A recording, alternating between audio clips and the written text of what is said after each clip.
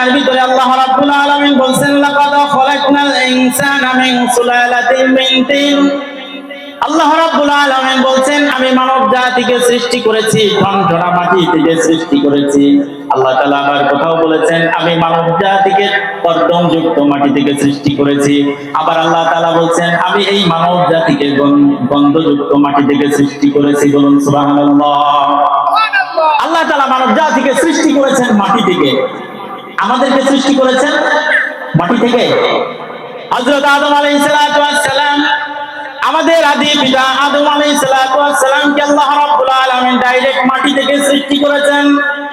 আর আমরা যারা তার সন্তানাদি আছি আমাদেরকে আল্লাহ রাব্বুল আলামিন সৃষ্টি করেছেন রক্ত থেকে, অস্থি থেকে, মজ্জা থেকে, হাড় দিয়েছেন, চর্বি দিয়েছেন, রক্ত দিয়েছেন। এইভাবে আল্লাহ রাব্বুল আলামিন আমাদেরকে সৃষ্টি করেছেন।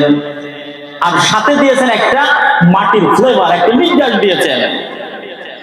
যেমন আমরা প্রাণ কোম্পানির দেখবেন ওই যে 2 টাকা করে ম্যাঙ্গো আমের একটা স্বাদে চকলেট পাওয়া যায় না, ওই আমের স্বাদের যে চকলেট, ওই চকলেটের ভিতরে আমের কোনো কিছু দেওয়া আছে?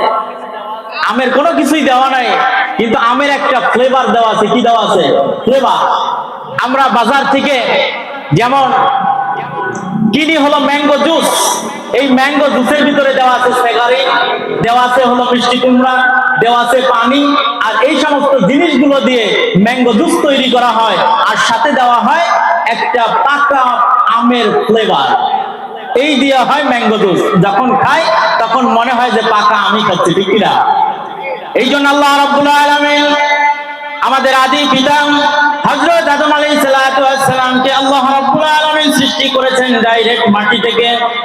আর আমাদেরকে সৃষ্টি করেছেন রক্ত থেকে, হাড় থেকে, অস্থি থেকে, মজ্জা দিয়েছেন, চর্বি দিয়েছেন, এইভাবে সৃষ্টি করেছেন। আর সাথে দিয়েছেন একটু মাটির ফ্লেভার। যার কারণে আজকে আমরা বলি যে আমাদেরকে আল্লাহ রাব্বুল আলামিন মাটি দিয়ে সৃষ্টি করেছেন, কিন্তু মাটি দিয়ে নয়, আমাদেরকে এই জিনিসগুলো দিয়ে